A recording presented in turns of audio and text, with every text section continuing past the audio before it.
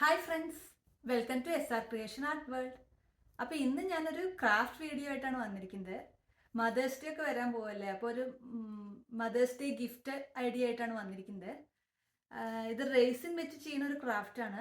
ഞങ്ങൾ ഫസ്റ്റ് ടൈമാണ് ഇത് ട്രൈ ചെയ്യുന്നത്. കുറേ കാലത്തിന് ശേഷമാണ് ഒരു വീഡിയോ എടുക്കുന്നത്. അപ്പോൾ ഞാൻ വിചാരിച്ചു നിങ്ങൾക്കും കൂടി ഷെയർ ചെയ്യാമെന്ന്. അപ്പോൾ ആദ്യമായിട്ടാണ് ഞങ്ങൾ വീഡിയോ കാണുന്നുണ്ടെങ്കിൽ എല്ലാവരും സബ്സ്ക്രൈബ് ചെയ്യുക. ഇഷ്ടപ്പെട്ടുന്നുണ്ടെങ്കിൽ ലൈക്ക് ചെയ്യുക, ഷെയർ ചെയ്യുക, കമൻറ്റ് ചെയ്യുക. അപ്പോൾ കുറേ ക്രാഫ്റ്റ് വീഡിയോസ് മുന്നേ ചെയ്തിട്ടുണ്ട്. ഇതൊന്ന് ഡിഫറെൻ്റ് ആയിട്ട് റൈസിൻ വെച്ചിട്ട് ഉള്ള ഒരു ക്രാഫ്റ്റാണ്. നമുക്ക് മദേഴ്സ് ഡേ ഗിഫ്റ്റ് ആയിട്ടൊക്കെ കൊടുക്കാം. മദേഴ്സ് ഡേ അല്ല, നമുക്കൊരു ഗിഫ്റ്റ് ഐഡിയ പോലെയുള്ള ഒരു ക്രാഫ്റ്റാണ് ചെയ്യാൻ പോകുന്നത്. അപ്പോൾ നമുക്ക് വീഡിയോയിലോട്ട് പോവാം.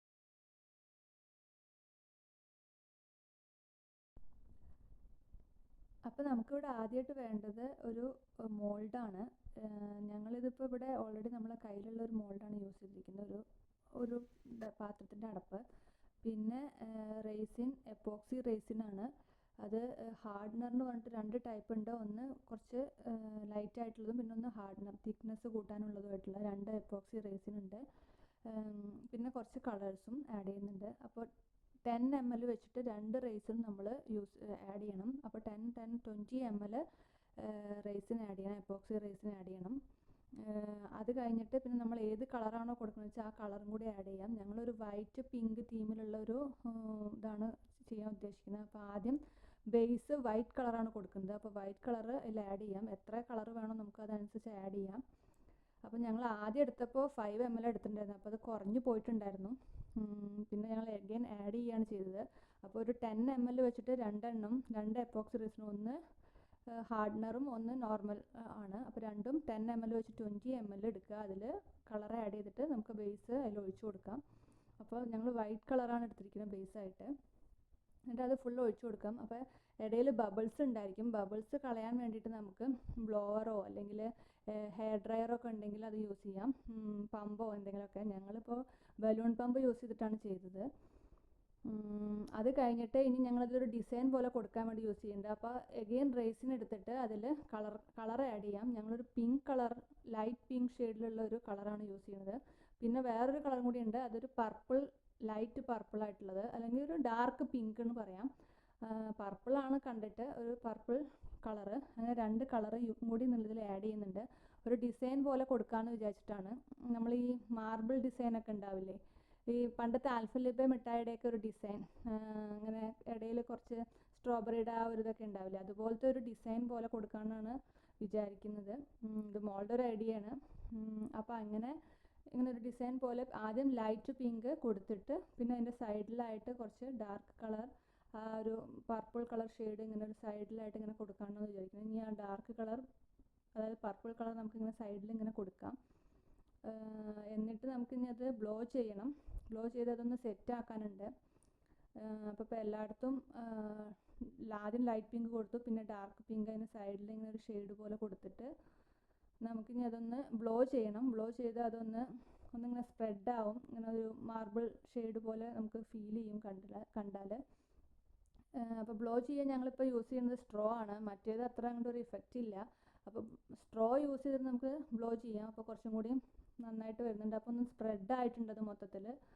ഇനി ഇതിലൊരു ഗോൾഡൻ കളർ ഷെയ്ഡും കൂടി കൊടുക്കാമെന്ന് വിചാരിക്കുന്നുണ്ട്. അപ്പോൾ ഗോൾഡൻ കളർ സാധാ ഗ്ലിറ്റർ പൗഡർ ഉണ്ടല്ലോ, അത് ഈ റേസിനിൽ യൂസ് ചെയ്തിട്ടാണ് ഞങ്ങൾ കളർ കൊടുത്തിരിക്കുന്നത്. അപ്പോൾ അതിൽ സൈഡിൽ ഇങ്ങനെ ജസ്റ്റ് ഒരു ഷൈനിങ്ങിന് വേണ്ടിയിട്ട് സൈഡിലായിട്ട് ഒരു ഗോൾഡൻ കളറും കൊടുത്തിട്ടുണ്ട്. ഒരു ലുക്കിന് വേണ്ടിയിട്ട് ഗോൾഡൻ കളർ ഷെയ്ഡും കൂടി ആഡ് ചെയ്തിട്ടുണ്ട്. അത് കഴിഞ്ഞിട്ട് നമുക്ക് ഒന്നും കൂടി ഇത് ബ്ലോ ചെയ്തിട്ട് ബ്ലെൻഡ് ചെയ്യാം. അത് കഴിഞ്ഞിട്ട് ഇത് 24 hours നമ്മൾ ഡ്രൈ ആവാൻ വേണ്ടി വെക്കണം. ഒരു 1 day ഫുൾ ഡേ വെക്കണം. അപ്പോൾ അത് 1 day കഴിഞ്ഞിട്ടുള്ള റിസൾട്ടാണിത്.